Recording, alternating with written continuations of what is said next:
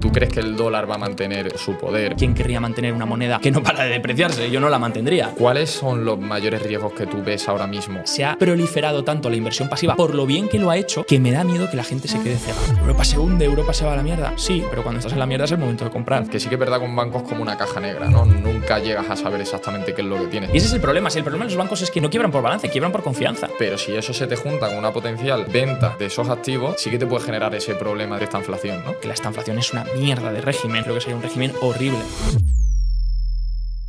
Hola, buenas a todos. Bienvenidos a un nuevo vídeo del canal. Esta vez os traigo un vídeo bastante especial para mí porque fue la primera persona que me invitó a ir a su canal y creo que desde entonces ya todo el mundo conoce un poco la historia de Pedro Gutiérrez y la verdad que creo que es un vídeo que sobre todo va a ayudar mucho a estructurar carteras, a ver diferentes oportunidades, amenazas que hay en el mercado. Y sobre todo que vais a ver a una persona que la verdad que se ve el tiempo que le dedica a esto y la calidad de su capacidad analítica. Esta vez traigo conmigo a Javier del Valle, que es un buen amigo y que espero que os guste a todos el episodio de hoy. Bienvenido, Javi. Pues gracias, Pedro, tío. Joder, te voy a tener que pagar por estas buenas palabras. Gracias por invitarme. Y nada, sí, la primera vez que nos conocimos, me acuerdo que grabamos en mi podcast, estábamos comentándolo, ese short a los bonos que tenías y ese largo, de hecho, que teníamos los dos en meta. Yo recuerdo además que yo estaba muy dudoso porque acumulaba un 40% de caída ya en la posición y yo estaba hasta dudoso de vender y tú como que me diste confianza para... No, mira, he repasado la tesis, esto va a tirar para arriba y tal. Y, joder, pues sobre todo el acierto macro con el que me quedo, el de los bonos, creo que acertaste una cosa que pocas veces pasan en la vida, ¿no? Totalmente. Pues me he hecho una guía para ir viendo, porque creo que hay muchas veces que creo que hay una parte tuya que en pocas ocasiones sueles comentar, que es siempre... Yo creo que te preguntan sobre todo por la parte macro y creo que tu parte de inversor también es muy interesante, sobre todo cómo estructuras y cómo lo ves todo. Entonces, quería preguntarte como primera pregunta cómo invierte Javi. ¿En qué se fija, en qué no se fija, qué busca, qué no busca? Y un poco cómo estructuras tu cartera en términos generales, ¿no? Bueno, además a mí me preguntan siempre por teoría económica, me asemejan un poco a economista, cuando realmente yo siempre lo digo, yo no soy economista, yo soy rama financiera como tú. Analista y bueno, pues tiré más hacia la rama, tú estás más en la rama de fundamental, análisis de empresas individual, buscar alfa, yo estoy más en la rama de gestión de portfolios, gestión de carteras, como coger a pues una persona más retail o más minorista que busque pues gestionar su patrimonio, ¿no? Y damos pues soluciones patrimoniales, fiscales, un poco más a largo plazo, ¿no? Pero bueno, también intento estar en el meollo del mercado, intentar, no se me da tan bien como a ti, intentar buscar pues esas oportunidades, lo comentábamos antes, ¿no? A veces es que yo veo y digo, me voy a poner a competir yo desde Madrid con el hedge fund porque he estado en la industria como tú y he visto las cosas, tú me comentabas pues la de pasta que gastabais en el fondo en tema de pues, tener información, llamadas y tal.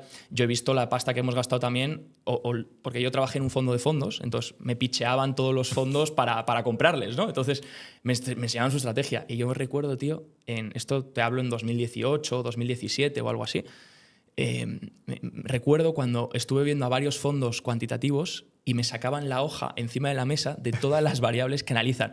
Y cuando a mí me dicen, mira, Javier, tenemos fotos satelitales de todos los Walmarts de Estados Unidos, dije, estás de puta coña, o sea, ¿cómo voy a competir yo contra imágenes satelitales de todos los centros comerciales que con eso calculaban exactamente cuántos coches había, cuántas ventas se podían generar, etc.?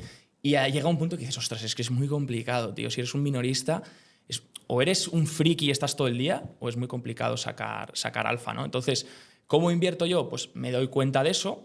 No soy un pro hooligan de la inversión pasiva, en el sentido de acepto la inversión pasiva, en el sentido de que creo que es un gran invento. No soy un hooligan en el sentido de solo hay que invertir en inversión pasiva y hay que ignorar la inversión activa. Creo que en el mercado a veces se generan oportunidades e ineficiencias que te pueden dar pues, en un año un 50-60%, simplemente tienes que ser espabilado y saber operarlas.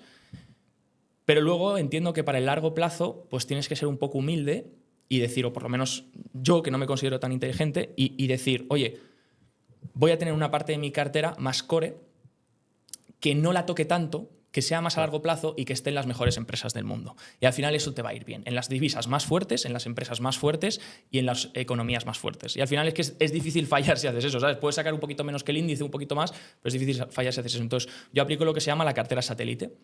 La teoría de gestión de carteras es muy conocido. Básicamente, identificas según tu perfil y tus objetivos una parte core. Esa parte core le asignas un 70-60% de la cartera.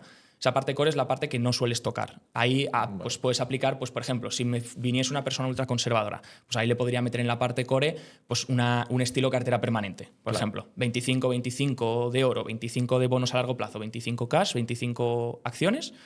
Y ya tienes una estrategia que funciona, que no vas a tocar. Y luego, satelitalmente, con el otro porcentaje que te queda, buscas tácticamente posicionarte en función del ciclo, coberturas, un poco lo que estás viendo, ¿no? Si mi cartera core, por ejemplo, esa parte del 60-70% está muy expuesta al dólar, pues me queda un 30-40% tácticamente para poder buscar coberturas al dólar. Que pueden ser, pues por ejemplo, creo que el dólar está muy caro, me voy a exponer a emergentes este año. Y te metes una parte de emergentes en esa parte satelital. Creo que Europa puede empezar a repuntar y lo hace bien también cuando el dólar cae, internacionales suele buscar flujos. También me expongo un poco a Europa, ¿no? Entonces puedes jugar con esa parte más táctica en la que vas rotando entre más activos de riesgo, menor volatilidad, en función de la parte del ciclo, sin penalizar la parte core, que es la que intentas no tocar. Porque claro, yo puedo decir, oye, pues este año va a pasar esto, o este año va a pasar, pero también puedo equivocarme.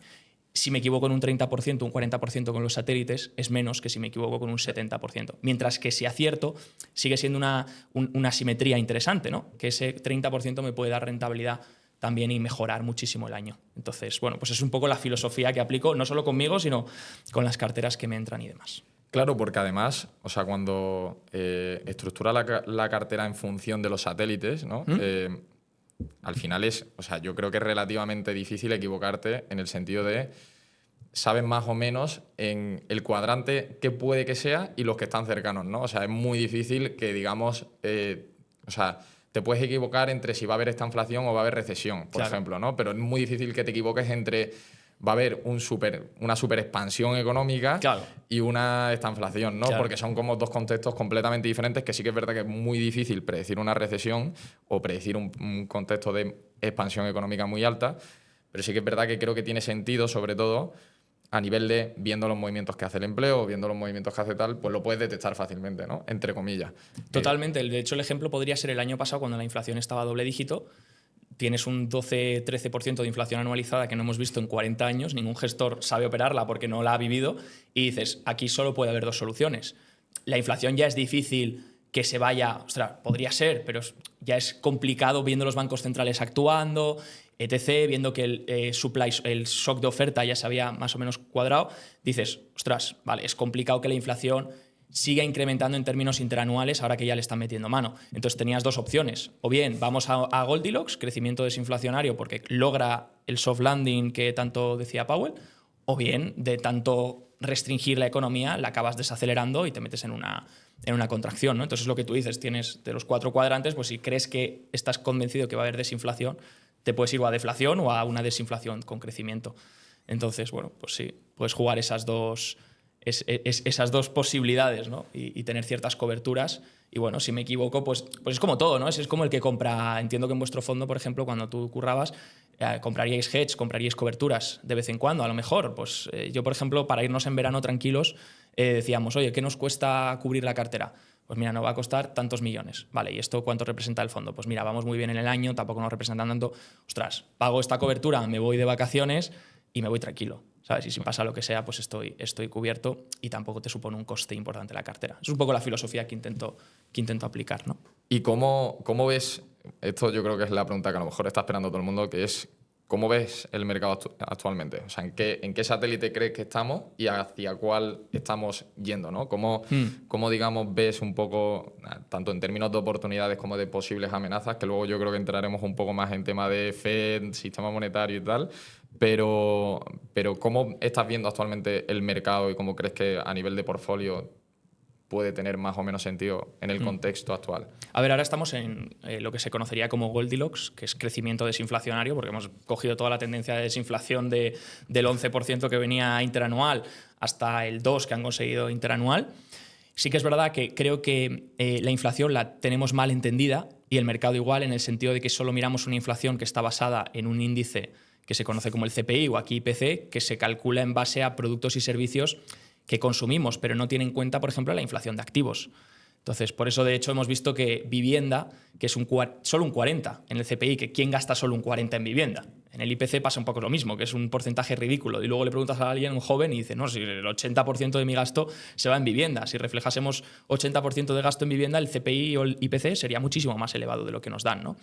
Pero eso por un lado, pero hemos visto que uno de los segmentos que más había subido era la vivienda, obviamente, por la inflación que se genera también en los precios. Ahora bien, hemos visto desinflación ahí, porque ya estaba muy hinchado. Ahora estamos manteniendo el crecimiento. También es verdad que Estados Unidos ha mantenido hasta el momento un 6% de déficit de déficit en términos de PIB, en porcentuales.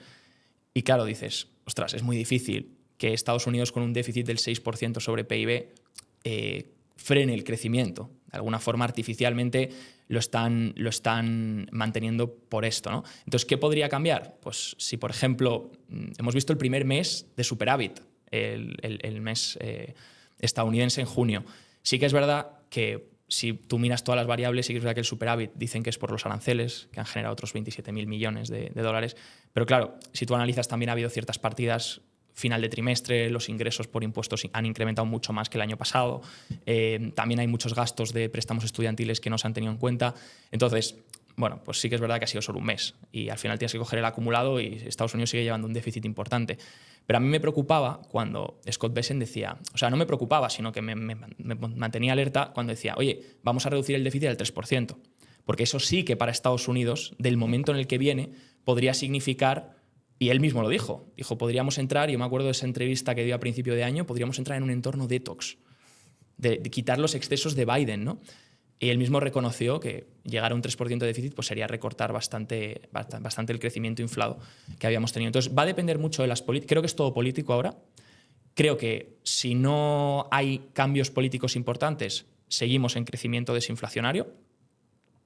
Pero claro, si vemos un Trump que al final va en serio con los aranceles, eso podría acabar frenando la economía. Hay gente que cree que los aranceles son inflacionarios, yo creo que más bien pueden llegar a ser deflacionarios, ¿no? Puede que haya un primer shock de inflación, pero luego al final, por ejemplo, si miramos los productores, he estado mirando mucho los productores de vehículos japoneses y han bajado drásticamente los precios. No se los han computado al consumidor estadounidense, sino que han tumbado los precios para poder competir en el mercado estadounidense, ¿no? Entonces, que no siempre son inflacionarios, pueden llegar a absorberlos las empresas en márgenes y creo que podría ser un riesgo de cara, no creo aquí en este año, pero sí que en el año que viene. Aunque, de nuevo, depende también qué hagan con el déficit. Si lo mantienen alto, es difícil que tumben la economía, ¿no? Pero quizás para 2026 sí que viésemos algún tipo de desaceleración. Además, es curioso porque, o sea, yo, por ejemplo, en todo este contexto, lo que a mí por lo menos me hace pensar que el déficit no va a bajar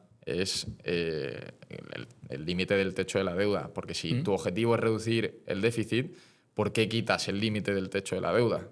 O sea, bueno, es que eso es una filfla, lo del techo de la deuda. Realmente, y de hecho la gente, aquí es muy polémico, pero la gente cree que, o sea, tú sabes que el Tesoro básicamente tiene una cuenta, porque al final es del gobierno, tiene una cuenta en la Reserva Federal, al igual que lo tienen los bancos comerciales autorizados, ¿no? Esa cuenta se llama la TGA, Treasury General Account.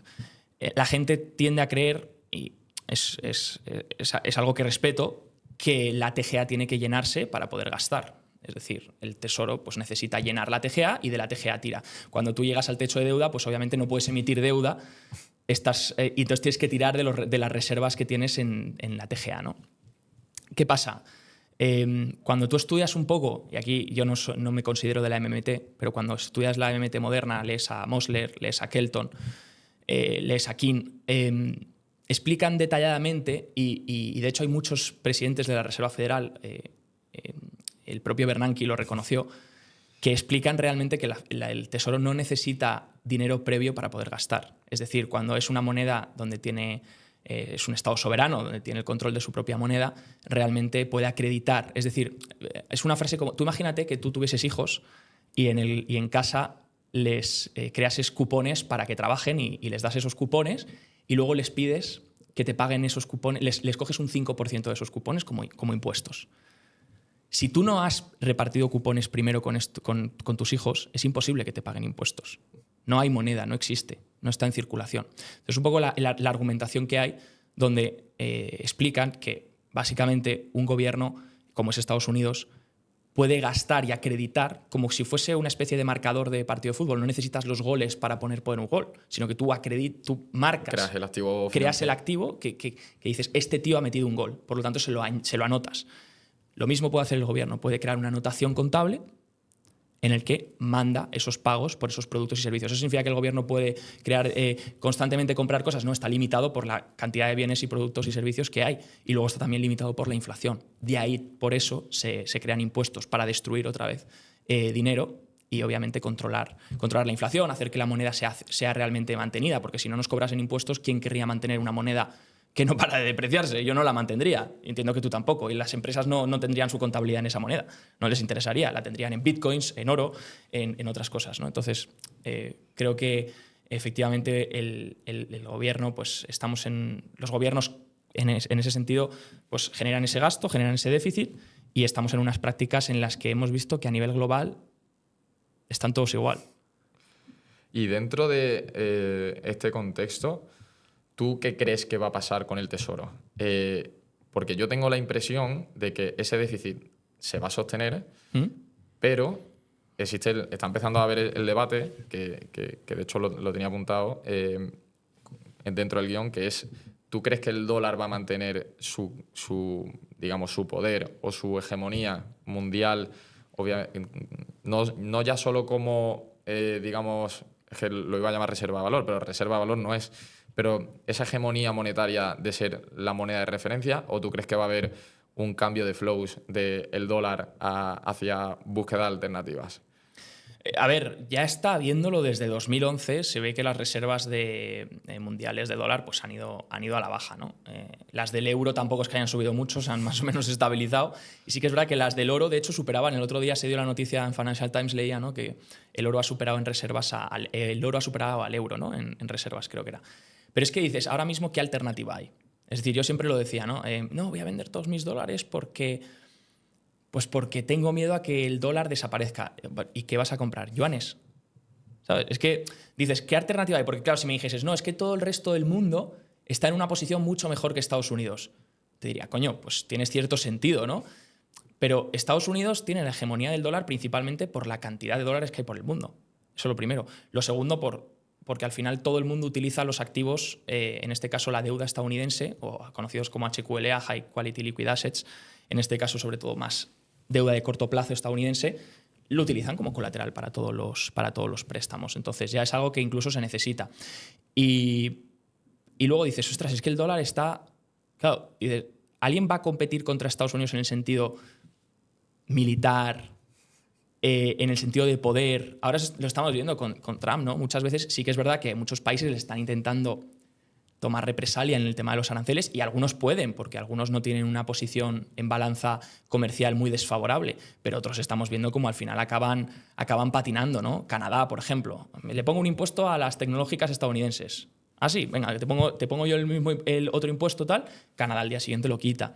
Europa, sí que es verdad que intenta negociar, pero al final von der Leyen acaba llamando a Trump para que le posponga los aranceles, ¿no? Entonces, yo no defiendo a Trump en el sentido, porque no creo en los aranceles, creo en el libre comercio, como tú, entiendo, pero no defiendo la práctica de Trump, pero sí que entiendo la posición de poder que tiene Estados Unidos. Mira, por ejemplo, con el tema de Irán. En cuanto a Estados Unidos ya demostró que trae un B2 tal y acaba la faena en 2 minutos, ¿sabes? Entonces, dices, ¿el dólar va a desaparecer? No creo que el dólar desaparezca. Creo que va a ser un medio de intercambio que va a seguir existiendo. Creo que el dólar va a seguir siendo la moneda reserva global. Lo que pasa es que eso no significa que el valor del dólar vaya a sostenerse. Es decir, creo que hay que diferenciar muy bien, y creo que la gente no lo tiende a hacer, y es, una cosa es una divisa reserva global que es aceptada mundialmente como medio de pago, y otra cosa es el valor del par. que de hecho, una moneda, lo dice todo el mundo, una moneda que está hecha para el comercio es una moneda que tiende a depreciarse. Entonces, yo creo que el problema es cuando atesoramos una moneda que está hecha para el comercio, que va a depreciarse. Entonces estoy de acuerdo en tu punto de que el dólar creo que en el largo plazo seguirá depreciándose, aunque las monedas se expresan en relativo, entonces dices, bueno, pero ¿y qué se apreciará, no? Es difícil verlo también. Pero creo que todas las divisas se van a depreciar, eso sí, contra los activos financieros y reales, que es algo que venimos viendo en los últimos años. Los activos reales seguirán valiendo más en términos de dólar, ¿no? Dicen muchos que es el debasement, lo llaman, ¿no? La degradación de la moneda, donde realmente dicen, no, si es que el S&P no sube por los beneficios corporativos que genera, sube porque el dólar está, esto lo dice mucho Daniel, ¿no? Dice, el dólar cae, entonces el S&P es la razón por la que sube. Bueno, respetable, cierto debasement obviamente está haciendo que los activos expresados en esa divisa, pues ¿por qué las casas valen cada vez más? Pues porque el dólar o el euro valen cada vez menos, ¿no? Yo sí que es verdad que allí, como contrapunto, yo pienso lo contrario, por ejemplo. Y quería preguntarte tu opinión sobre esto. Porque veo a mucha gente hablar del debasement y que esa bajada del dólar es lo que hace que los activos terminen subiendo. Yo creo que esa demanda de dólares es lo que ha hecho que esos activos hayan subido. Por ejemplo, de hecho, Vale. hay un vídeo que seguramente salga también en el canal que es sobre los indexados. Y sobre los índices en general. Y si te das cuenta, existe como un sesgo del ganador, que es que el Standard & Poor's realmente, si miras la mayoría de índices, es el único que no solo es capaz de mantener tu poder adquisitivo en el tiempo, sino que lo revaloriza. Pero si te vas, por ejemplo, a las principales economías mundiales de hace 100 años, después de la Segunda Guerra Mundial, Argentina, Suiza, etcétera, realmente el único índice que consigue esa revalorización en términos reales es el Standard & Poor's y los índices americanos. Y si haces el cálculo, pues por ejemplo, los bonos del Estado americano mantienen el poder adquisitivo porque suben más o menos un 3-4% anualmente, y la demanda de dólares pues sube ese 2-3% que te mantiene el poder adquisitivo en términos reales. Vale. Y si eso le sumas el crecimiento del PIB, pues que la demanda de dólares sube como a nivel de KGR, ¿no? Anual, sube como un 2,5% anual. Si le sumas el crecimiento del PIB, que es el 4%, ya tienes la rentabilidad en términos reales del Standard & Poor's, ¿no? Que es como una métrica que a mí me parece relativamente curiosa, ¿no? Entonces, yo quería preguntarte sobre, también relacionándolo un poco con la teoría del milkshake, ¿no? Bueno, Vale, sí, Brian Johnson. saber un poco cuál es tu opinión dentro de ese contexto de, ¿crees que esa demanda de esa divisa comercial crees que va a seguir subiendo o vamos a buscar esas alternativas que mucha gente piensa en el euro, en una divisa alternativa? Yo creo que la alternativa no tiene por qué ser el euro, simplemente dejar de tener esa liquidez, ¿no? De adquirir bienes y servicios en el mercado porque el día de mañana van a estar más caros. Simplemente no te hace falta mantener ese dinero. Lo que estás diciendo de una divisa mala, pues para quedarme una divisa mala compro ya el bien y servicio que necesito antes de que se ponga más caro, ¿no? Vale. Entonces, dentro de este contexto, que creo que he mencionado demasiadas cosas, No, pero entiendo. ¿cómo piensas tú que va a evolucionar esa demanda de dólares? ¿Crees que eres más partidario de esa parte del debasement y que eso va a apoyar esa revalorización de activos, o crees que es una cosa que realmente les perjudica? La verdad es que no tengo una opinión muy clara. Creo que las divisas es lo más difícil de predecir. Creo que es prácticamente imposible. Y de hecho hay numerosos estudios que muestran, porque los he estado mirando y sí que es verdad que ahora está muy de moda preguntar por ¿cubro el SP, no lo cubro, hedge, no hedge, ¿no? Y uno se pone a mirar todos los estudios que hay, a mí uno de mis favoritos es el de Meir Statman, que se hizo en 2014, y me he estado mirando todos y cada uno de los estudios y es muy difícil llegar a una conclusión sobre si merece la pena cubrir divisa o no cubrir divisa. Bueno, puedes hacer estimaciones, ¿no? Porque también cubrir divisa depende también del coste de la cobertura en función del diferencial de tipos de interés, en este caso entre el Euribor y el SOFR, para calcular euro-dólar, ¿no? Pero claro, es muy complicado. Entonces, volvemos al punto inicial que te decía antes. Es decir, como no sé lo que va a pasar, yo prácticamente, ¿qué voy a tener? Pues voy a tener carteras divididas en las, obviamente, como muchos activos financieros se expresan, lo que tú decías, en una divisa, pues obviamente si yo quiero comprar acciones en dólares, voy a tener que comprar dólares primero, ¿no? Por lo que estoy demandando dólares. Claro, si yo me expongo en las divisas más fuertes y estas divisas se expresan en pares, realmente un año me va a beneficiar una y otro año me va a perjudicar otra. Si encima lo combino con activos reales, me voy a proteger de ese potencial debasement, que puede ocurrir o puede no ocurrir, pero me estoy protegiendo igualmente.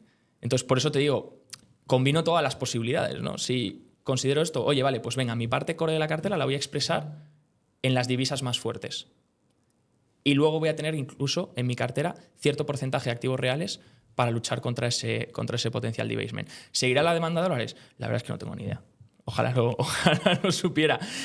Sí, he leído sigo a Brent Johnson, he escuchado la Milkshake Theory y sí, tiene cierto sentido, la verdad, no te lo voy a negar, tiene cierto sentido. Creo que es lo que hemos visto también pasar en los últimos años, pero luego tengo una clara filosofía de que las divisas se van a seguir depreciando contra los activos, sobre todo contra los activos reales, sí, además, que no son pasivos de nadie. Además que está tan sujeto a la decisión política que yo creo que no es que sea complicado predecir el Forex, sino que es tan complicado predecir las decisiones de los políticos que es increíble, porque en muchas ocasiones yo creo que también esto va relacionado con el tema del déficit, que ahora hay una teoría de los precios fiscales y tal, de que el valor de las monedas aumenta o disminuye en función del riesgo que tenga el deudor, y como el deudor es el prestamista en última instancia, que en este caso sería el Tesoro, ¿vale? Depende de la capacidad o la confianza que tengas en la capacidad de pago de ese deudor, ¿no? Entonces, es tan complicado predecir si de repente Trump el día de mañana va a subir o va a bajar el déficit, que yo creo que por eso la mayoría de los estudios que se hacen termina saliendo que no se predicen, pero más que nada es simplemente por eso, porque cada 4 años cambiamos nuestros dirigentes políticos en general mundialmente, y en esos 4 años pasan por 17 estadios diferentes de ahora gasto, ahora no gasto, ahora Totalmente. aranceles, ahora no hay aranceles. Entonces quería preguntarte un poco sobre, en relación con la cartera satelital, ¿cuáles son los mayores riesgos que tú ves ahora mismo? Porque entiendo que uno es la inflación, ¿no? que lo acabamos de comentar. Pero, ¿cuáles son las principales amenazas y qué es lo que principalmente estás teniendo en cuenta a la hora de decir, vale, pues en mi cartera satelital o en mi core estoy teniendo ahora mismo en cuenta esto? Entiendo que los activos reales supongo que es una cosa primordial actualmente. Pero ¿qué es lo que te estás fijando ahora mismo y ves dónde están las mayores amenazas para tener en cuenta en tu cartera, y que las personas que nos escuchen digan, oye, pues voy a tener eso también en cuenta? Mayores amenazas que estoy teniendo en cuenta es el reposicionar cartera de cara a la próxima década, donde lo hablábamos. Yo creo que hay un tema, obviamente lo venimos comentando varios desde hace años, todavía no se ha materializado y no creo que se materialice en el corto plazo, pero estamos hablando muchos de la concentración. Por ejemplo, yo un caso de estudio que digo siempre es lo que ha ocurrido en Dinamarca con Novo Nordisk, creo que fue el índice de Dinamarca, ¿no? Claro, cuando tú tienes una concentración tan grande de ciertas empresas en un índice, al final no estás comprando un índice diversificado como crees que estás comprando. Es decir, lo llamamos S&P 500, realmente es S&P 20 o S&P 10. ¿No? Va muy correlacionado coges el S&P Top 10 y va muy correlacionado al S&P 500. ¿no? Entonces, que no está mal, porque, coño, si lo están haciendo bien esas empresas, se están beneficiando de todo esto que está pasando, al final son las grandes que están atrayendo y están absorbiendo incluso negocios más pequeños, pues oye, al final te estás beneficiando, ¿no? Y son las que están manteniendo un crecimiento de ingresos. ¿Van a poder estas empresas que ya son grandes? A ver, al final es como un... o sea, yo siempre lo digo, es más fácil empujar un carro con un perro que un carro con un elefante. Entonces llega un momento en el que por propia inercia de tamaño es imposible mantener. Cuando analizamos una empresa siempre tenemos que buscar, lo más complicado siempre en un descuento de flujos de caja es buscar el valor terminal. ¿Qué G pongo al valor terminal? ¿No? Hay gente que dice, no, un 4%. A ver, un 4% no va a crecer a perpetuidad tu empresa. ¿Sabes? Es que Tesla puede crecer ahora a X%, pero no va a crecer a un 4% a perpetuidad, porque es que el PIB no está creciendo al 4% a perpetuidad, ¿no? Entonces, dices, claro, ¿estas empresas van a poder mantener esta tasa de crecimiento durante los próximos 10, 15, ya, vámonos a 20 años? Porque al final yo posiciono carteras, coño, cuando yo hago carteras para ciertos clientes tengo que ver a 20 años vista algunos objetivos de gente joven que dice, oye, hasta los 40 años, tienen 20, hasta los 40 años no voy a querer el dinero. Pues tienes que plantearte, hostia, son 20 años. Claro, piensas a 20 años y dices, esa parte core, pues ¿qué me preocupa? Pues hasta ahora ha funcionado muy bien el decir, oye, todos los asesores me han dicho, oye, Estados Unidos. Y ha funcionado que te cagas. Y era una posición súper fácil. Oye, Estados Unidos, índices, tal, un poquito diversificado, metemos un poquito de small caps, metemos un poquito de mid caps, metemos un poquito de S&P 500 o Nasdaq, incluso, y tienes una rentabilidad espectacular y estás diversificado en todo Estados Unidos, que lo ha hecho bien. ¿Cuáles mis riesgos para los próximos años?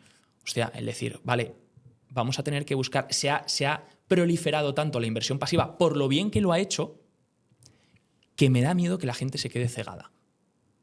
Es decir, que hagamos de esto que nos volvamos unos hooligans. Porque esto no va de Barça, Madrid y elijo un bando. Esto va de, si tengo que cambiar de bando cada mes, cambio. Si tengo que cambiar de repente mi tesis, la cambio.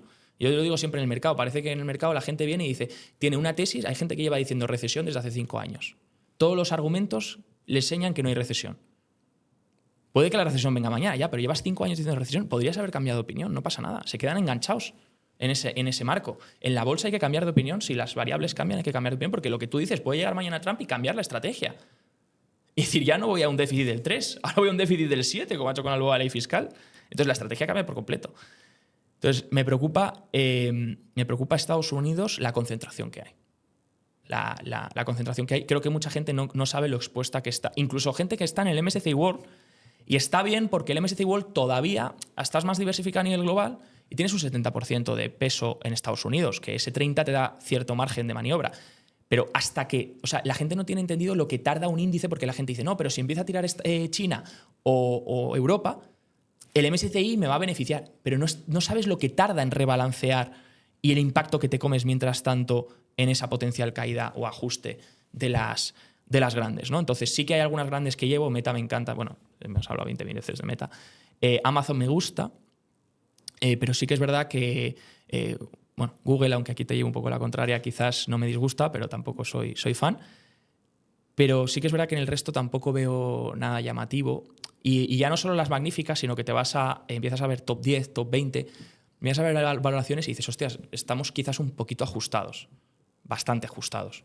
Sentido de, yo entiendo, el SP tengo cierta visión de... Yo sigo mucho o subcontratado a los chicos de 314 Research, me gustan mucho tema de análisis. Y hicieron un análisis hace poco donde analizaban el PER del SP500. Decían, vale, no podemos comparar el PER actual del SP500 con el histórico. ¿Por qué? Por el peso que hay en tecnología. Tecnológicas tienden de media a tener un PER muy superior. Entonces, claro, si tú coges el porcentaje que hay ahora en tecnología en el SP, que no es el que había hace 10 años, pues tiene cierta lógica que el SP está cotizando más exigente, ¿no?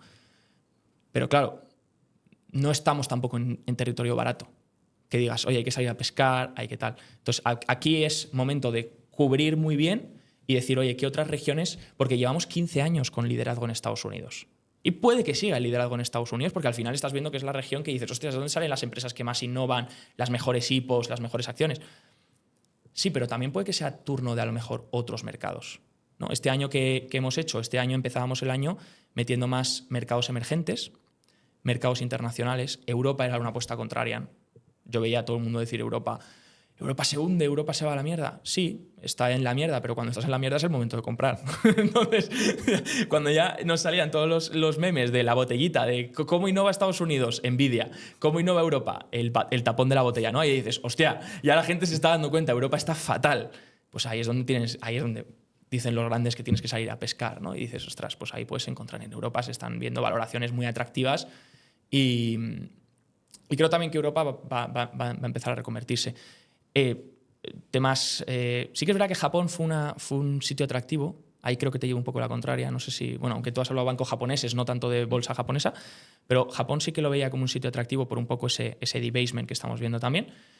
Y aunque ya no tanto con lo que ha subido. Y bueno, mantener una exposición. Yo creo que para los próximos 5 años hay que sobre todo estar en activos reales, que has mencionado. Oro, Bitcoin, sustitutos a esos activos reales o incluso inmobiliario, que está aguantando bien.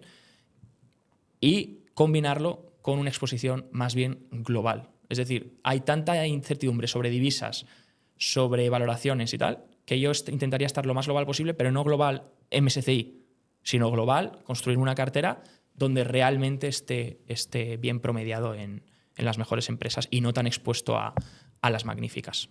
Sí, yo estoy completamente de acuerdo. De hecho, mi cartera es muy parecida en el momento actual. Yo tengo principalmente la mayor exposición, te diría que probablemente es Bitcoin como reserva de valor. Yo sí que es verdad que creo que al contrario de muchísima gente, creo que ya sí es reserva de valor. Vale. No quita que eso deje de ser volátil y que no dependa del ciclo, que al final creo que es una cosa normal.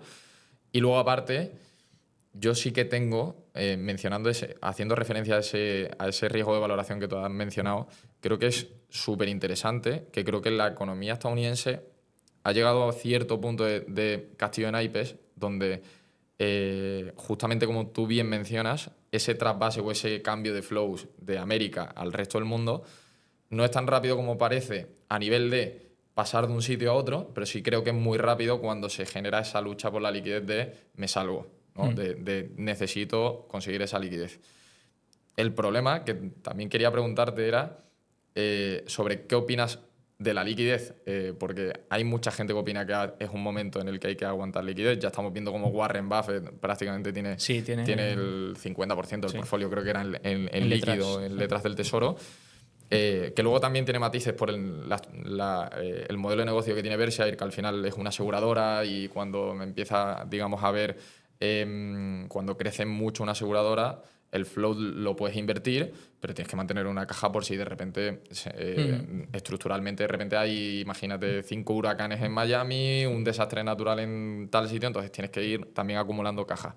Pero aún así, es una persona que lleva acumulando liquidez los últimos 3 años y hasta ahora no le ha ido mal acumulando esa liquidez, ¿no? De hecho, las rentabilidades creo que en los últimos 3-4 años creo que bate al mercado incluso con el tamaño que ya tiene ese negocio, que a ese tamaño ya te genera desventaja, ya deja de ser incluso una ventaja, ¿no? Entonces quería preguntarte qué opinión tienes de la liquidez y dónde está la liquidez ahora mismo, porque quizás el dólar no es liquidez real, ¿no? A lo mejor el dólar realmente, si vas a mantener una divisa por tener liquidez y luego es una divisa que se va depreciando, realmente no es tan liquidez como creías porque estás sufriendo una subida de precio estructural, ¿no? Entonces, bueno, es que al dólar le hubieses perdido un 10 por mantener esa liquidez más la inflación. Es decir, te vas al 12, ¿no? Casi. Bueno, sí que es verdad que decías activos reales. Yo creo que Bitcoin es un activo real. Bueno, al final las divisas estamos viendo. Mira la volatilidad del dólar, mira la volatilidad que tuvo en 2022 con el momento Liz Truss, la libra.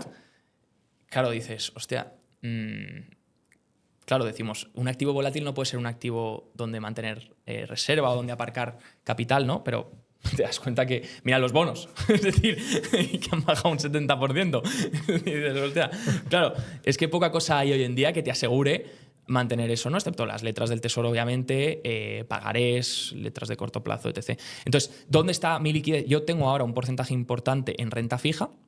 Creo que hay, bueno, ya sabes que yo, como tú, hemos sido anti renta fija de largo plazo por un tema de todos los problemas estructurales que hemos visto y por esta prima de plazo de decir, oye, el inversor no es estúpido. O sea, dice, vamos a ver, resulta que estos tíos están metiendo tanta oferta en el mercado de deuda, están depreciando la moneda, voy a estar yo en un bono a 40, 50 años en economías que están endeudándose por encima del 130, 140, 150% del PIB, que no sé lo que va a pasar en esos años.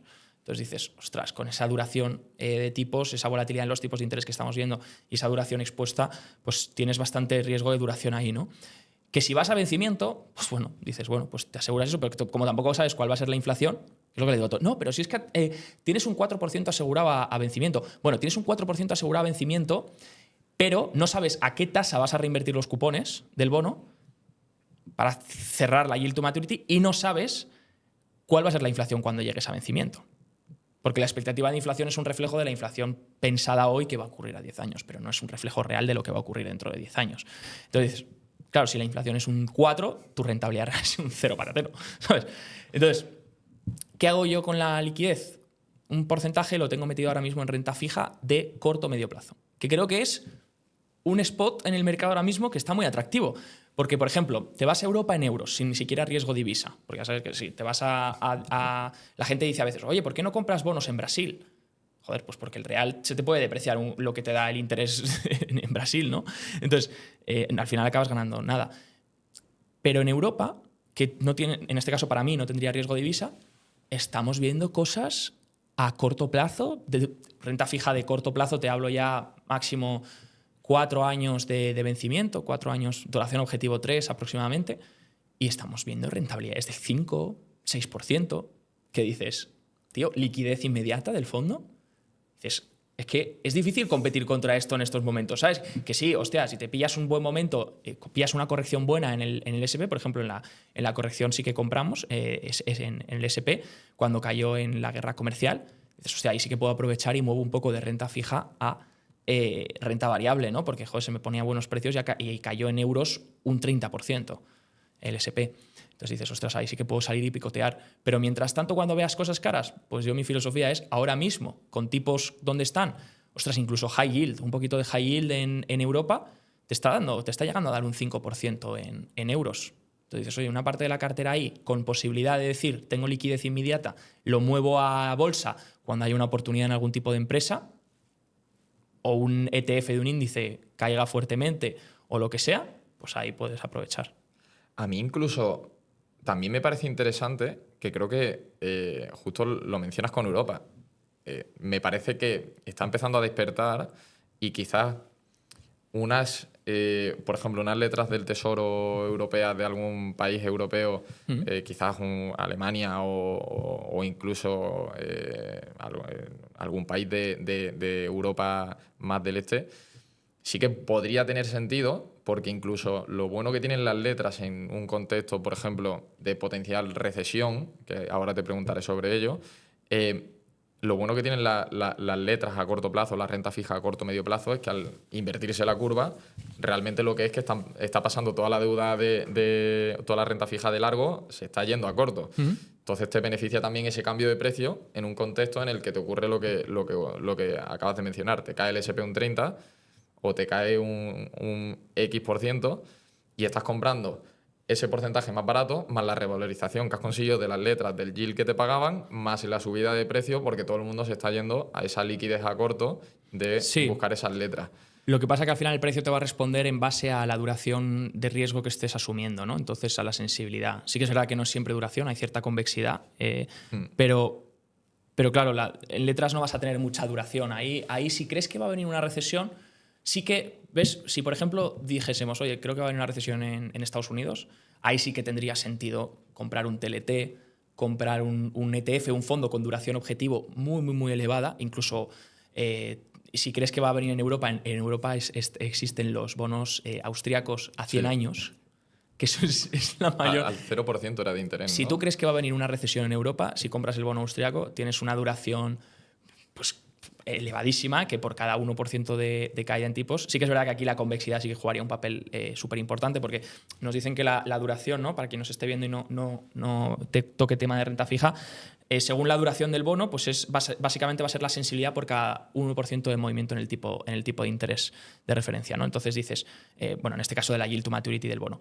Y entonces dices, claro, pero es que no es lineal, es convexo. Entonces hay momentos en los que cuando el tipo de interés es muy elevado, por una bajada de 100 puntos básicos puedes ganar mucho más que por la subida equivalente que perderías de 100 puntos básicos. Entonces ahí sí que tiene sentido hacer un risk por posición de riesgo-beneficio, sí que tiene sentido decir, oye, pues mira, picoteo, por ejemplo, me dices, oye, mañana los tipos de interés se van al 5,5 o 6%. Yo soy de la filosofía clara, soy de Fisher, que decía que el tipo de interés es donde esté la economía en términos nominales. Si lo piensas, 10 años está en el 4,5% aproximadamente. ¿A cuánto crece la economía estadounidense en términos nominales ahora? 4,5%. Súmale el crecimiento real más la inflación, está más o menos ahí. Entonces yo soy fiel creyente de que la curva tiende a ir donde esté el crecimiento nominal. Si el crecimiento nominal desacelerase en Estados Unidos, ya sea porque hay una deflación y cae la inflación, o ya sea porque el crecimiento real cae, o una combinación de ambos, entonces sí que vería cierto sentido exponerme a bonos súper, súper largo plazo, porque ahí cogería esa convexidad de la que te hablo y cogería toda la duración. Ahora bien, como todavía no veo riesgo de eso, en cuanto lo vea yo atizo. Estoy preparado y en cuanto lo vea, ¡pum!, toda la liquidez ahí. Lo que pasa que es difícil verlo por el momento. Sí que hubo cierta caída del crecimiento en el primer trimestre, pero también fue por tema de la balanza comercial, ¿no? Se dispararon las importaciones, bajaron las exportaciones. Claro, pues bueno, vamos a ver cómo evoluciona todo. Pero sí, si hubiese una recesión, ahí sí que rotaría mi cartera, incrementaría la duración de mi cartera de renta fija de corto plazo a más largo plazo. Pero las letras te seguirían dando un 4 sin ningún tipo de riesgo. De hecho, se pelearían por comprártelas. Podrías usarlas incluso para colateralizar cualquier préstamo y obtener liquidez en euros y estarías cubierto, claro. Buffett ahora tiene más letras que el Tesoro. Si mañana hay una recesión, sigue ganando... Bueno, es que Buffett ahora mismo está ganando un 5%, un 4% anual solo por mantener las letras del Tesoro, sin volatilidad. Y las puede utilizar para conseguir liquidez también, porque las colateraliza y las pone para liquidez, ¿no? Entonces dices, hostia... Y encima apalancaba a la aseguradora, porque al y final apalanca otros negocios. invierte las primas de la... Claro, es otra posición, ¿sabes? Es que dices, yo, por ejemplo, cuando me dicen, no, el otro día lo estaba pensando, tío, la gente dice, tipos cero es lo más injusto que existe para desigualdades, ¿no? La Fed baja los tipos y tipos cero es súper desigual. Yo pienso que los tipos elevados también generan desigualdad. Completamente. Porque, o sea, yo creo que la curva esté plana es la mayor desigualdad que existe ahora mismo en Estados Unidos. Es decir, estás pagando lo mismo a un tío que no tiene riesgo de duración y que se expone a un año vista que al que se expone a 20 años. Le estás pagando lo mismo. Un 4 y algo por ciento. O sea, que el que tiene dinero hoy, el que es multimillonario, sin riesgo de duración, sin riesgo de crédito, sin ningún tipo de riesgo, en el activo más seguro que existe, que son las letras HQLA estadounidenses, mete su dinero ahí y genera un 4% regalado, que encima es ahora por encima de la inflación. Es decir, saca un rendimiento real. Mientras que el que es pobre, obviamente, pues no tiene dinero para invertir en las letras y tiene que perseguir, se come no solo el no tener que invertir, sino que se come un 2% de pérdida de poder adquisitivo, 2,5%, y eso nos dicen, pero básicamente sería el 4% por lo menos, de poder adquisitivo todos los años. Es acojonante, eso sí que es injusto, tío. Yo creo que la curva debería estar lo más empinada posible para ser realmente lógica, en el sentido de riesgo-beneficio, ¿no? Sí, yo creo que eso también lo que te indica es la estructura actual de duración del sistema bancario. Que yo es una cosa que normalmente intento mencionar mucho, hacer mucha referencia, porque creo que los tipos de interés del activo de referencia, en este caso actualmente son los bonos americanos en general, si lo piensas realmente, lo que te está indicando es que esa duración de los activos, el banco o el sistema bancario en general, le está dando realmente igual el plazo, sino que lo que está es simplemente metiendo los pasivos donde en el primer sitio que pilla. Por eso está plana, ¿no? O por lo menos esa ha sido la tendencia de los últimos años. Y yo creo que eso también tienes la prueba del Silicon Valley Bank, Credit Suisse, etcétera, etcétera, etcétera, que hay un montón de bancos, sobre todo internacionales y mucho shadow banking, que al final, incluso relacionado con lo que tú mencionabas de ser hooligan, que simplemente pues conseguían esa financiación en euros, en yenes, en otra divisa y decían, lo meto en Estados Unidos. Y como que daba igual donde lo metiesen, ¿no? Entonces yo creo que por eso está tan plana la curva, porque simplemente una gran demanda ha venido realmente correlacionada con esa necesidad de estar en Estados Unidos sin importar el activo en el que estuviesen, ¿no? Vale.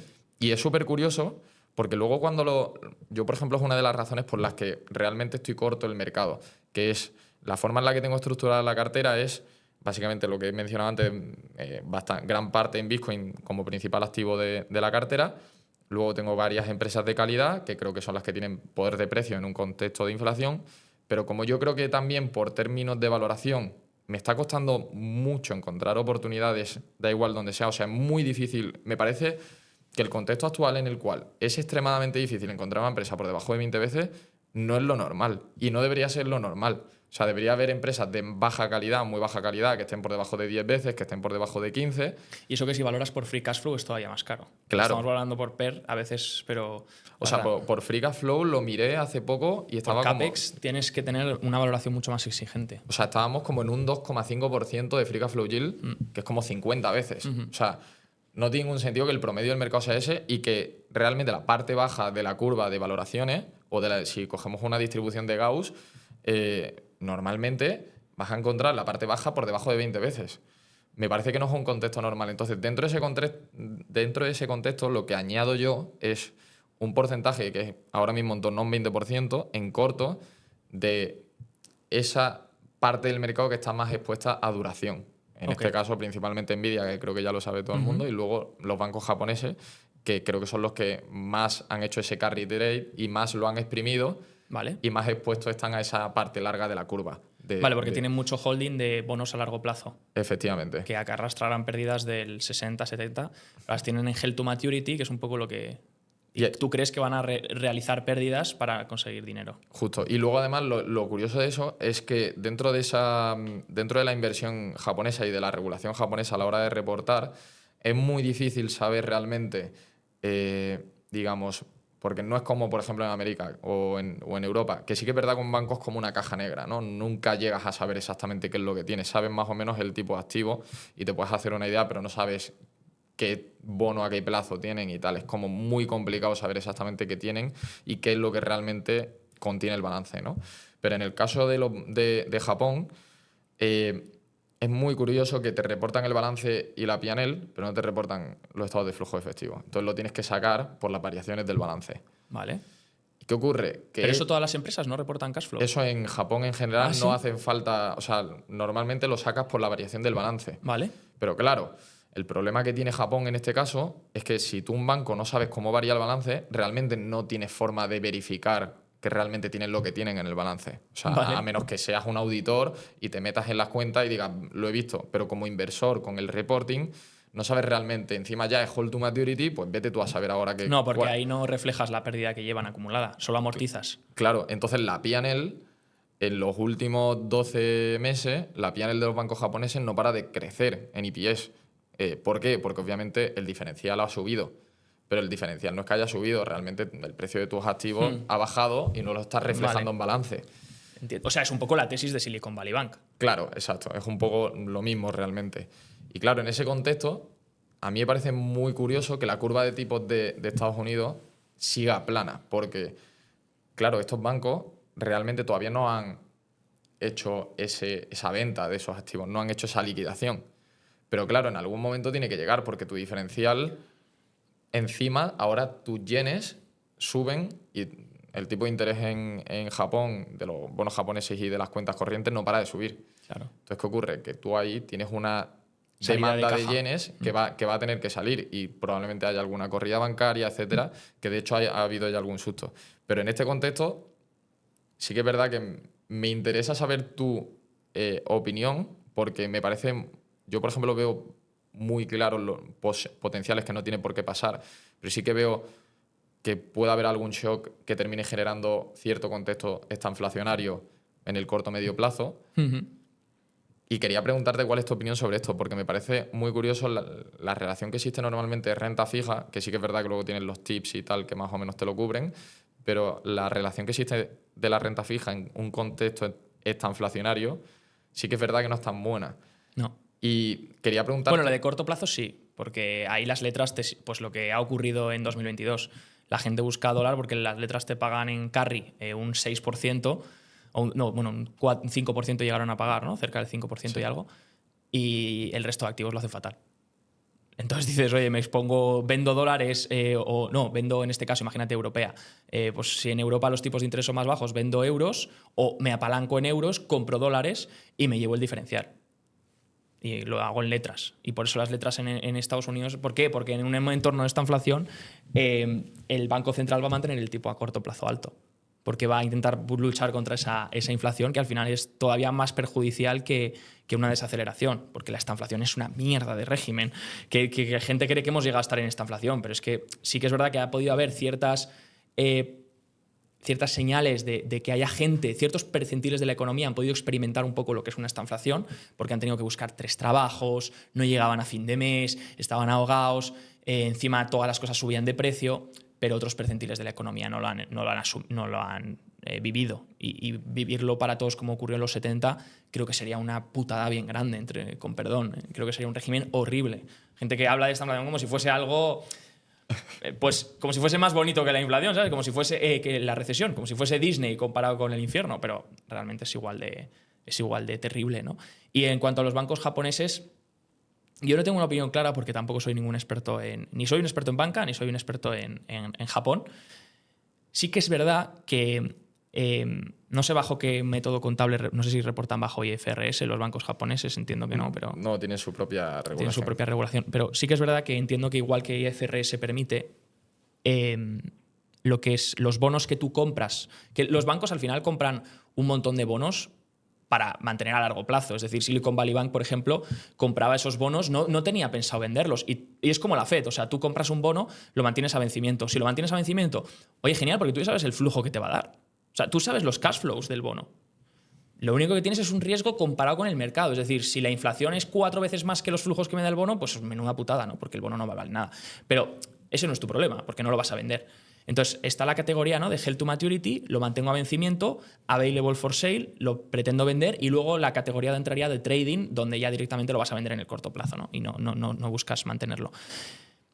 sí que es verdad que difiere mucho la contabilidad que tienes que hacer en base al objetivo que tengas y sobre todo los bancos, ¿no? Held to Maturity, en principio, el truco que hay es que, como bien dices, los bancos no tienen que reportar el mark to market, sino que lo que hacen es que lo meten como activo y lo amortizan. Porque como sabes cuál es el vencimiento, pues como si fuese un activo tangible, lo vas amortizando. Entonces vas reflejando la amortización año tras año. ¿Qué pasa? Que es lo que tú dices. A lo mejor de haber amortizado 5 años te sale que el bono todavía tiene un valor de 80% sobre par y realmente el valor es de un 10% sobre par, porque en mercado, si tú lo quisieses vender ahora, nadie te lo va a pagar al 80%, te van a dar un 5%, como mucho, porque hay bonos, si ese bono pagaba un 0,1% de interés, o vamos a decir 0,5%, que era donde caparon los tipos de interés en Japón, y ahora Japón, el 10 años está dando un 3, ¿no? Aproximadamente. Sí. Pues ¿cuánto ha tenido que caer tu bono para poder igualar ese yield to maturity, ¿no? De precio. Entonces, sí que es verdad que si algún banco necesitase vender, lo venden, reflejan la pérdida, la gente ve un poco lo que pasó con Silicon Valley Bank, ¿no? Ve que entonces sale una pérdida que dicen, ¿de dónde coño sale esta pérdida? Si esta pérdida no estaba reflejada en balance. Pum, aparece, hay una pérdida enorme, y dicen, voy a sacar mi dinero. Y ese es el problema. Si el problema de los bancos es que no quiebran por balance, quiebran por confianza. La gente, cuando se vuelve loca, saca el dinero, y es que hoy en día no es como una corrida bancaria que la gente tiene que ir al cajero, pedir cita, hacer la cola y por lo menos vas de uno en uno. No, ahora todos se meten en la app, hacen, oye, transferencia a Bitcoin y hasta luego, no quiero saber nada más, ¿no? Entonces puedes cargarte un banco en cuestión de días, ¿no? Sí que es verdad que los bancos centrales por ello ponen líneas de financiación, de préstamos y tal, para poder cubrir eso. Pero, claro, ¿podría pasar? Pues es que depende de cada banco. Silicon Valley Bank, ¿por qué le pasó? Que ahí sí que lo tengo bien estudiado. Llevaba 15 meses con una vacante de gestión de riesgos, tío. No tenía director de riesgos. Entonces, si tú tienes un banco que no tienes director de riesgos y tienes una cartera enorme de bonos a largo plazo y no estás cubriendo la duración de la cartera, hostia, eso sí que es una bomba para explotar, ¿no? Y es lo que pasó, que eso fue una bomba que explotó en Japón. No tengo ni idea de cómo estará el tema, pero perfectamente podría ocurrir un poco lo mismo, ¿no? Con algún banco que no haya hecho bien los deberes, no haya cubierto bien, refleje esa pérdida, haya cierto miedo, no lo sé. No sé si podría pasar o no, pero obviamente es un sitio a estar atento. Yo es que, por ejemplo, también lo que veo es que en el momento en el que se te junte esa potencial liquidación de activos en dólares más esa salida de dólares, se te junta la pérdida de valor de tu activo y la de la divisa. Y la de la divisa. Sí, pero la suelen cubrir, ¿no? Entiendo. O sea, en el caso de, por ejemplo, los bancos japoneses sí que la cubren. O sea, y el problema es claro, cuando tú llevas desde 2022 a 2025 cubriendo prácticamente el 100% de tu cartera porque no para de caer, el precio de 2022 de cubrir la cartera al precio de cubrirla en 2025 no tiene, o sea, el precio de la cobertura es completamente diferente. De hecho, eso es lo curioso del flujo, o sea, de no reportar el flujo de caja de los bancos japoneses, que es que hay que hacer mucho trabajo de modelización porque no terminas de saber si realmente el cobro que están... Porque claro, tú al final como banco, tú estás continuamente invirtiendo los depósitos que te entran.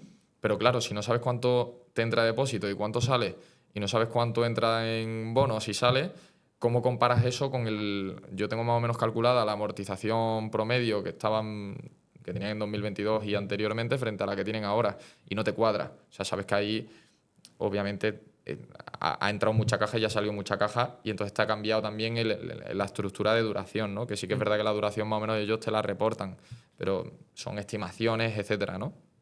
Y el problema que tiene es que, claro, en el momento que miras el flujo de caja y no sabes si realmente esa caja que está creciendo viene por amortización de esos bonos, de que han recibido el repago del cupón, o de si lo han vendido. Entiendo.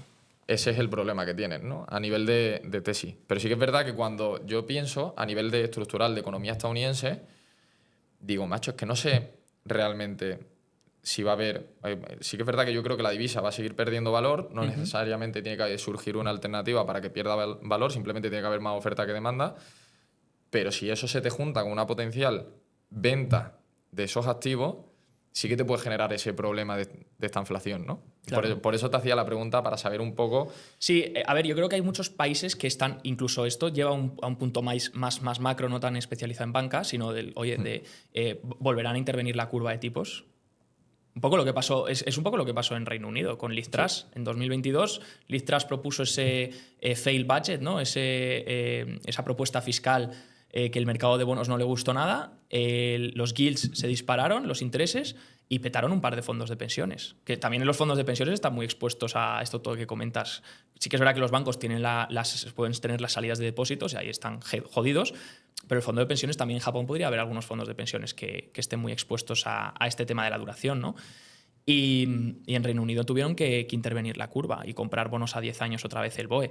Entonces, yo sí que creo que base a lo que comentas, sí que es verdad que si la curva se empieza a ir ya a unos niveles más superiores y tal, el Banco de Japón hasta ahora ha dejado correr, pero puede llegar un momento en el que vuelvan a tener que intervenir.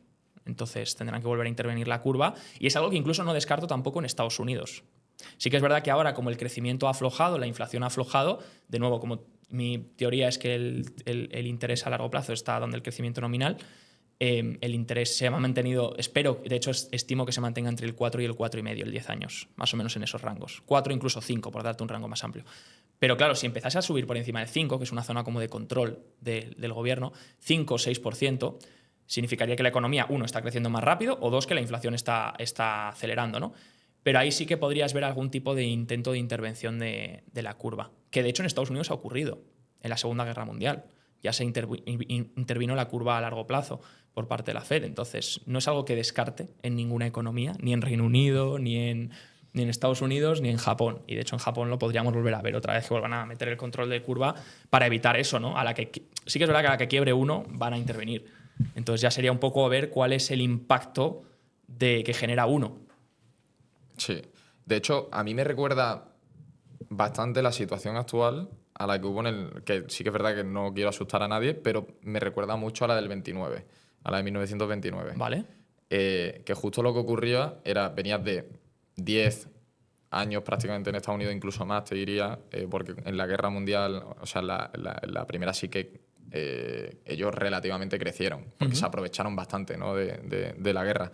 Pero sí que es verdad que venías de una década que hubo un crecimiento acojonante de, sobre todo, ese mayor déficit, ¿no? y esa cantidad de, te diría, impresión monetaria, etcétera, que de hecho creo que la oferta monetaria se multiplicó por 5 en esa década, o una cosa así, en un momento en el que tenías un patrón. O sea, que hay que tenerlo en cuenta, ¿no? Y de repente llega un presidente que se llama Hoover, que lo que... Smoothly... Claro, que hace un poco esa política muy parecida a la de Trump, de muy republicano, pero luego también republicano pero muy proteccionista. Entonces, plantea los aranceles y cuando el mercado descuenta los aranceles, de repente el mercado, los índices del Dow Jones y tal, ajustan, ¿no? El impacto, ¿no? Que es un poco lo que pasó en el Liberation Day y demás. Entonces, viendo esto, ¿cómo ves tú un poco la política internacional ahora mismo?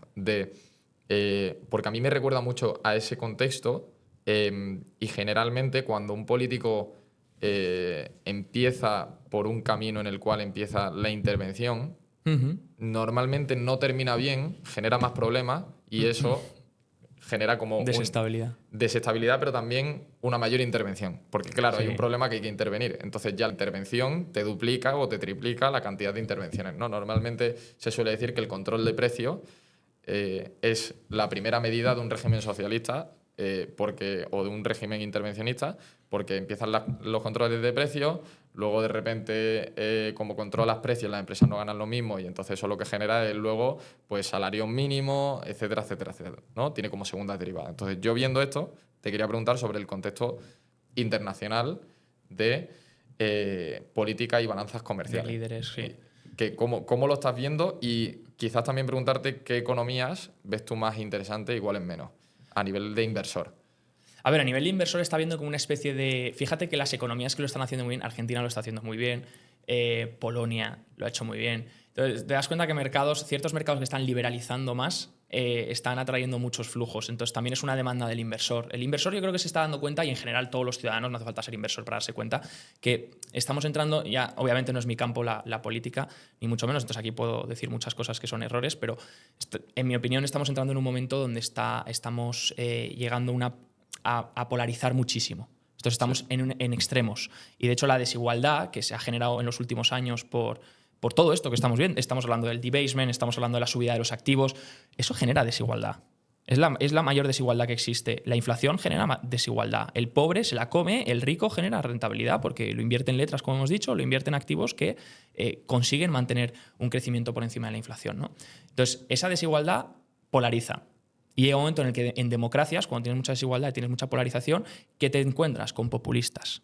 Entonces llegan los populismos. Y si tú quieres ganar, tienes que ser populista, porque tienes que irte hacia... En España, por ejemplo, ¿qué pasa? En España el que favorezca, hay una cosa que se llama la demografía política. En España el que se posicione en el lado de los jubilados es el que va a ganar las elecciones. Si es que es por prueba, que te quiero decir que no es un análisis muy difícil, que es que dices, hostia, si es el 50% necesito que me vote y resulta que el 50% son todos mayores de tanto, si me posiciono hacia esos segmentos voy a ganar votos, ¿no? Pues lo mismo pasa en el mundo. Entonces Trump, no olvidemos que es un tío que puedes defender sus políticas y te puede gustar más o menos, pero es un tío que le gusta ser populista y le gusta... Tío, es un tío que pone su nombre en los cheques. Ahora en el Trump, en la nueva medida de la ley fiscal de los niños, se va a llamar Trump Child Act o algo así, de que les van a dar 1.000 euros a cada niño nacido en Estados Unidos para invertir hasta los 18 años. En los cheques de estímulo salía el nombre de Trump. Esto es un tío que le gusta, es un Reagan. Un tío que le gusta y que le importan los problemas que hay a nivel de populismo y que él cree que los va a solucionar. O sea, entra con el objetivo de solucionarlos.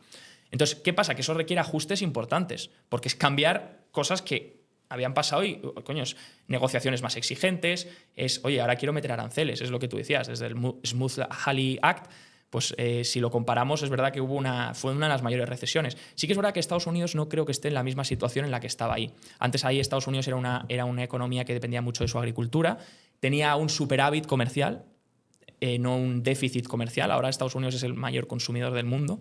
Entonces, sí que es verdad que ahora tienen más poder en el sentido de, oye, somos los mayores consumidores del mundo, podemos exigir.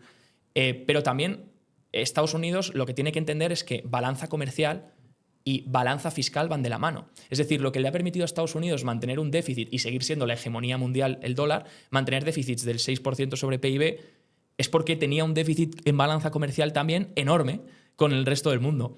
Entonces la gente obtiene dólares, recicla dólares, invierte en activos en dólares, ¿no? China porque tiene apartamentos en prácticamente todo Estados Unidos, prácticamente un montón de bonos del Tesoro estadounidense, igual que los tiene Japón, igual que los tiene Europa, pues porque tienen un déficit comercial con Estados Unidos y recolectan dólares, ¿no? Entonces también es una ventaja que les ha permitido endeudarse y que el resto del mundo les compre todos esos, mantenga esas posiciones en dólares, ¿no? Y claro, a mí lo que me preocupa es que vamos hacia un mundo en el que vamos a ver más polarización, es decir, todo lo que nos han enseñado en la carrera de el globalismo, todo el mundo súper feliz, todos de la manita, todos súper amigos, creo que eso se ha acabado y está cambiando. Vemos muchísimo más proteccionismo, relocalización de las empresas, eso habrá que gestionar qué impacto supone para las cadenas de suministro, que eso es algo que veo que muy poca gente está prestando atención, es decir, oye, si tengo que traer una fábrica a Estados Unidos otra vez, no solo para el coste a nivel activo, CAPEX, sino el coste a nivel salarial, porque no es lo mismo pagar un salario en China que pagarlo en Estados Unidos. Y no es lo mismo pagarlo en una economía en la que hay oferta laboral, en una economía que tiene un 4% de desempleo. Es decir, es que Estados Unidos no tiene oferta de laboral. Quieren relocalizar empresas, sí, ¿y a quién vas a contratar? Porque te estás cargando la inmigración. Hay un 4% de desempleo. ¿Quién va a trabajar? Tienes que robotizar. Entonces ahí va a estar la próxima tendencia, que es que las empresas se van a dar cuenta, tenemos que robotizar lo más rápido posible. Tenemos que integrar todo esto, ya hay muchas que se están... Y de hecho creo que el mercado, por eso la narrativa que estamos viendo tan fuerte, es por eso también, ¿no? Por cómo la eficiencia de robotizar todo. Y todo eso va a acabar generando mayor polarización, más guerras, más conflictos, más guerras de divisas, más guerras de activos, porque se van a perjudicar con activos también. Y más diferencias y más polarización a nivel global. Entonces, esto es malo, sobre todo para las divisas, para la estabilidad, para el creer que, oye, tengo un negocio aquí, va genial y va a seguir yendo bien aquí. Mañana se te puede acabar el chollo, ¿sabes? Entonces, más negocios digitales, más negocios que permitan relocalización rápida, menos negocios, personalmente no estaría en negocios que tengan una cadena de suministros donde dependan prácticamente de esa cadena de suministros. Estaría muy diversificado en las economías más fuertes, muy diversificado en divisas también. Por supuesto, activos reales, una gran parte de mi cartera, y un poco saber que vamos a navegar una volatilidad que no hemos visto anteriormente. va a haber más volatilidad. Porque estos Yo episodios... creo que es lo único claro que tenemos. Es que yo lo llamé, mi Outlook pronóstico 2025 lo llamé los 2025 dolores de cabeza. Porque sabía que iba a ser un año que nos iba a dar unos dolores de cabeza brutales. Y si lo piensas, realmente el índice no ha ido a ningún lado. O sea, que ha subido, sí, en euros ha bajado un 3 en el año o un 2, en dólares está en un 5 en el año. Que no ha ido a ningún lado realmente. Pero ha sido una montaña de emociones. Que si ahora esto, que si ahora es el fin del mundo, que si ahora guerra, que si ahora mete un bombardero, que si ahora... no sé, o sea, ha sido... Y yo creo que vamos hacia más de eso. Hacia más. Y Trump tiene el midterm en 2026. Entonces tenemos algo favorable para los que somos inversores y es Trump es un tío que quiere mantener el mercado arriba. Lo demostró. Empezó el mandato diciendo Wall Street no me importa, es el año de Main Street, etc. Se le vio el farol. En abril se le vio el farol porque se dio cuenta, ostras, ha caído más la bolsa de lo que esperaba. Y claro, el problema de que caiga la bolsa en Estados Unidos es el efecto riqueza negativo que generas. Porque antes invertían los ricos. Y tú puedes dejar que la bolsa caiga un 80% cuando los ricos son los que tienen sus posiciones. Pero cuando todo Dios está invertido en Estados Unidos, en el SP500, todo el mundo tiene sus 401ks, sus pensiones, absolutamente todo, y te cae un 40% de todo tu patrimonio, eso en Estados Unidos, que el 70% del PIB es consumo, frena el consumo drásticamente por los espíritus animales. Entonces, el efecto riqueza negativo te frena el PIB, desaceleras la economía, te metes en una potencial recesión y encima creas un descontento en la población enorme. Él se dio cuenta y, de hecho, hay una gráfica que ya le habrán pasado su administración en la que sale la aprobación de Trump según las encuestas y el SP500. Es calcao, tío. Está correlacionado. Y dices, el tío lo sabe. Entonces, en el midterm va a querer mantener los mercados arriba para ganar el midterm. No solo los mercados, sino también las criptos, que es donde ha conseguido un montón de votos. Entonces, por eso le estamos viendo tan favorable ahora otra vez hacia eso, porque sabía que las midterms se las estaba jugando. Cuando pasen las midterm, ahí ya no tienes nada que perder. Entonces, ahí es cuando yo me preocuparía. Ahí es cuando me prepararía, porque si gana las midterm Trump, ya puede implementar sin ningún tipo de miedo, porque es el legado que va a dejar. Y este tío le han pegado un tiro, ha sobrevivido. Este tío realmente lo cree, que Dios le ha enviado para hacer una tarea. Entonces, lo va a hacer. Pasa al midterm, claro, porque necesita ganar primero. A partir de ahí es cuando me acojona un poco. Yo también veo ese cambio. O sea, yo creo que, por ejemplo, en abril se le vio el farol, pero yo sí que creo también que él también estaba más pendiente. Yo creo que no está tan pendiente de las midterms, porque él cree que tiene tiempo para, digamos, luego arreglarlo de cara a las midterms. Por eso, o sea, antes. Claro, por eso yo creo que está intentando hacer tantas cosas ahora para que la caída sea ahora 2025 y luego en 2026 sea recuperación. Y le echo la culpa a Biden, que acabo de entrar, y en 2026 la recuperación soy yo el salvador. Creo que era un poco la estrategia. Podría ser porque la ley fiscal, que era la Big Beautiful Bill que necesitaba aprobar para su plan, sí que es algo que necesitaba y el Congreso tenía miedo de que se lo tumbase. Entonces sí que es verdad que, y quizás yo estoy interpretando, se ha vuelto pro mercados en abril para las midterm, pero igual fue para la ley fiscal. Y ahora justamente en la última semana estamos viendo cómo vuelve a ser otra vez más exigente con los aranceles, vuelve a ser más cabrón con la negociación. Podría ser, ¿eh? Podría ser. O sea, yo creo eso, y de hecho es bastante curioso que claro, justo cuando ocurre eso, de repente Musk prácticamente sale del gobierno, justo en esas semanas cuando de repente tiene que empezar a ganar ese apoyo para el One Big Beautiful Bill y tal, y luego además ves esa tendencia de que en base al plan que tenía inicialmente, vuelve un poco a esa senda de nuevo a partir de ahora. Y yo creo que también ha jugado un poco también Irán, o sea, el tema de la guerra y tal, yo creo que también le ha dado cierta... digamos que suba el precio del petróleo, creo que indirectamente también le beneficia porque en cierta manera puede seguir financiando la economía con esa demanda que obviamente China no va a poder seguir haciendo a Irán en el caso de que Irán pues deje de producir, o que de hecho yo creo que esas subidas de la producción de la OPEC tienen que ver un poco con, yo creo que era algo que se venía gestando desde hace tiempo, ¿no? Esa potencial invasión de Irán o ataques a Irán, etcétera. Creo que se venía gestando y por eso la OPEC iba subiendo la producción poco a poco, para intentar, entre comillas, suplir esa producción de Irán, y en caso de que ocurriese eso, en el peor de los casos, el que se beneficia es Estados Unidos, porque China le tiene que comprar a alguien, y eso también juega también un poco el rol de la negociación con Rusia, que es, porque yo lo pienso y digo, ¿por qué Estados Unidos se queda las tierras raras? O sea, no tiene ningún sentido que en la negociación o sea, realmente Rusia y Ucrania le den las tierras raras a Estados Unidos porque sí. Yo creo que ahí Estados Unidos, obviamente, que en esa negociación la más perjudicada está siendo Ucrania.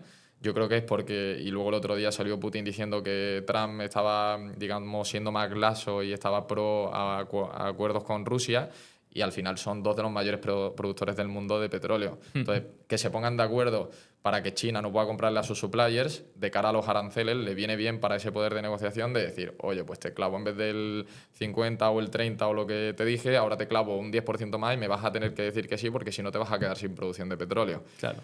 Y yo creo que eso es lo que está ocurriendo un poco ahora, ¿no? Por eso esa tendencia un poco más a seguir esa línea inicial que en abril...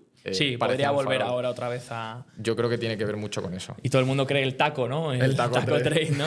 que Trump always chickens out, que siempre va a echar para atrás. Sí, obviamente, a ver, pero porque Trump pone un X y luego negocia a la baja, ¿no? Es como cuando vemos la serie esa de los que negociaban, ¿no? Que decían, no, $100, pero luego acaban siendo 80. Sí, pero al final acaba metiendo un arancel. Entonces habrá que ver cómo impacta al PIB el arancel, porque este junio, por ejemplo, el superávit los aranceles han recolectado bastante pasta, ha subido un 300% el custom duties con respecto al año pasado. Entonces, pues oye, si sigue anualizando eso, ¿cuál es el impacto en PIB y en beneficio corporativo? Al final yo creo que la bolsa va correlacionada a los beneficios corporativos. Entonces, y el PIB los beneficios corporativos al PIB. Entonces, si el PIB nominal te cae en 1% anualizado, que es el impacto a lo mejor de aranceles, pues los beneficios corporativos podrían caer un 10, ¿sabes? Entonces hay que ver también cómo impactan los aranceles, y todavía es muy incierto porque al final es que no lo sabes. Totalmente. Es que no puedes hacer... A mí ya yo lo decía, a mí me jodería ser pues, tío, una persona que curra en inventarios o algo de gestión de empresas, porque dices, este tío me está metiendo un mareo, un día es un 50, otro día es un... No, es que ya no ni un 50, 200, luego otro día es un 20, luego otro día es un 10, luego no paralizamos. La gente está que no puede cuadrar los inventarios. Entonces eso genera muchas ineficiencias. Entonces es mejor cuanto antes que ponga un arancel y lo asumamos y ponga un 10 a lo mejor global y empecemos a asumirlo y veamos cómo se comportan las empresas y cómo impactan los beneficios, que yo creo que estar cada día gestionando uno con este, ahora con el otro, ahora con... Es un lío de pelotas lo que han montado. Yo creo que nadie se entera ya de cuál es el arancel. Tú le preguntas a alguien, ¿cuál es el arancel de tal? Ya ni se acuerda porque han habido tantos cambios que... Sí, además genera, yo creo, también esa incertidumbre y ese miedo que se ve en la volatilidad del mercado. Totalmente. Y de hecho, puede ser una de las razones por las que el SP500 haya aguantado también, los índices estén aguantando también y puedan aguantar todavía bien este año. Y es que si tú lo piensas como decisión de empresa, ¿qué voy a invertir en inventario cuando este tío no tengo ni puta idea de lo que va a hacer mañana y puede volver a bajar los aranceles o lo que sea? ¿Qué dices tú? Yo me gasto el dinero en buybacks. Totalmente. Y si te fijas, los buybacks se han disparado este año porque la gente dice, oye, ¿qué hago? ¿Reinvierto inventario? ¿Invierto aquí? ¿Voy a meter CAPEX aquí si luego resulta que tengo que relocalizar? Nada, me lo meto hago payout, lo revuelvo a los accionistas y compro acciones. Completamente. Y subo mi precio. Pues ya para terminar, la última pregunta es 3 libros para las personas que nos están viendo. Que les recomiende uno sobre macro, otro... Porque ¿Vale? creo que normalmente se suelen preguntar 3, pero sí que es verdad que a ti concretamente quiero uno de macro, otro de quizás teoría monetaria y uno de inversiones. Vale, de macro, de Long Goodbye, te pasaré el link, es de Peter Oppenheimer, estuvo en Goldman, creo, estratega de Goldman. Y vale. Está muy guay el libro para una persona a lo mejor que quiera iniciarse en el tema de por qué las empresas cíclicas, value, lo hacen bien en ciertos momentos del mercado, por qué las growth lo hacen en estos momentos bien, cuál es la relación entre la renta fija, la renta variable, cómo se comportan los distintos activos según los datos macro del PMI, distintas encuestas, etc., ¿no? Entonces, eso está muy guay porque tiene muchos estudios y muchos gráficos que te van a servir para poder tener cierta claridad en eso. Ese sería tema macro. Tema monetario. Bueno, aquí recomiendo leer a Mosler, aunque te he dicho antes, es pura teoría monetaria moderna, pero me gusta porque estamos acostumbrados a pensar en el dinero de otra forma o en base a otras teorías económicas, o estamos muy acostumbrados a los neoclásicos, como nos han enseñado en la universidad, prácticamente todo, ¿no? Y Mosler rompe un montón de creencias sobre el dinero. Entonces tiene un libro que está en PDF gratis, se llama los 7, de hecho lo tiene en español también, The 7 Deadly Innocence Frauds del dinero, o sea, los 7 pecados o creencias del dinero, básicamente erróneas. Y un poco habla de todo esto, habla del déficit comercial, balanza, déficit fiscal, habla de la creación del dinero. Está guay. Sobre todo, no para creerse lo que dice, sino para contrarrestar puntos de vista y pensar, ¿no? Porque al final Mosler viene de Godley y de las tablas de Godley y de Minsky, que a mí Minsky me parecía un genio. Y Godley y Minsky hacen todo en cuentas en T, ¿vale? Y yo soy fiel creyente que todo lo tienes que modelar en cuentas en T. Es decir, creación de dinero va por balance. Y la economía funciona entre que la suma de los activos, de los pasivos y del patrimonio es igual a 0, si cuadramos todos los balances a nivel global, ¿no? Entonces eso es lo que usan para explicar la creación de dinero y un poco cómo se mueven todos los flujos. Y luego de bolsa... Hostia, de bolsa... Bueno, no bolsa, inversiones, empresa, digamos. O sea, más value... Sí, más negocio, te diría, o inversiones. Más negocio. Me moló mucho 1000 Baggers, o sea, 100 Baggers, creo que es. Me moló mucho de Christopher Mayer, creo que es. Sí.